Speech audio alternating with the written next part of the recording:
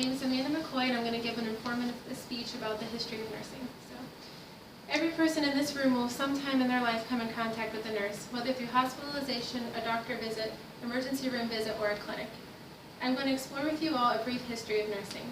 I'll go over the origins from different time periods, starting with early civilization to ancient Greece, the early Christian period, and then I will then finish with the beginning of the 16th century into the modern era of nursing.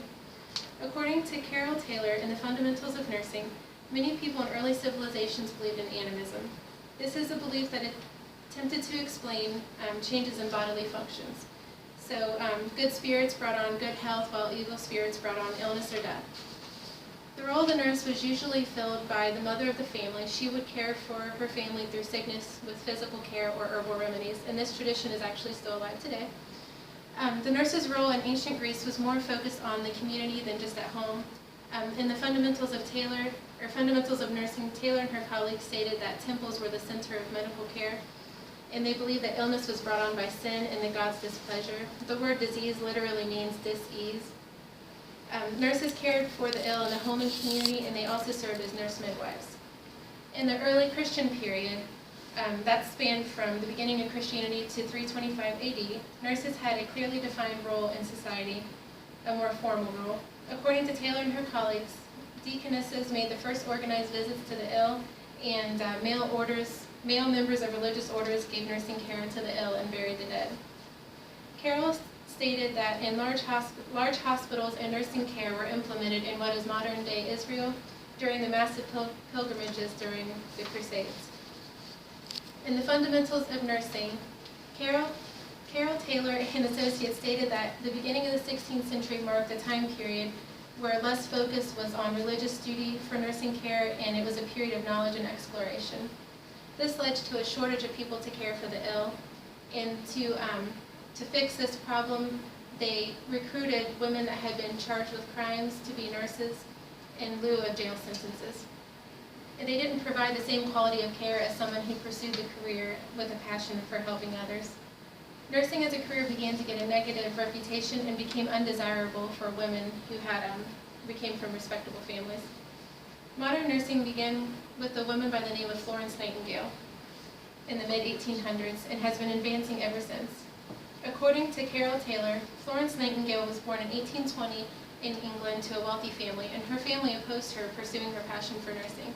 But against their wishes, she went ahead and enlisted in the Crimean War to help with wounded soldiers. According to the Florence Nightingale Museum, the war lasted from 1853 to 1856 and was known for the deplorable conditions that the British soldiers had to endure. Nightingale was appointed to introduce female nurses to the hospitals and also led a royal commission to investigate the military hospitals. She was also an advocate of the miasma theory, which said that diseases were caused by bad air. She believed that the bad air was filled with decomposed matter that would cause illnesses, and the only way to eliminate this was through good ventilation and cleaning. The theory wasn't widely supported, but it did lead to research into microorganisms as the cause of disease, and it also caused more sanitary living conditions inside London. She later went on to standardize nursing education. According to Carol Taylor in the Fundamentals of Nursing, Clara Barton also had a large role in the development of nursing. She volunteered to feed and care for the injured soldiers during the Civil War, and she also established the Red Cross in the United States in 1882. Also, during World War I, over 200 nurses died serving their countries, mostly from infections and diseases. According to the American Nurses Association, another important date in the development of nursing as we know it today was in 1896, when the American Nurses Association, or the ANA, was founded. In 1973, the American Nurses Association published its first standards of nursing practice, which defined the who, what, where, when, why, and how of nursing practice. So now you know a brief history of nursing from early civilization to ancient Greece, the early Christian period, and the 16th century leading into modern times. Today, nursing is an honorable and respected profession. However, the next time you see a nurse, remember the humble beginnings and all of the sacrifices made by nurses throughout history.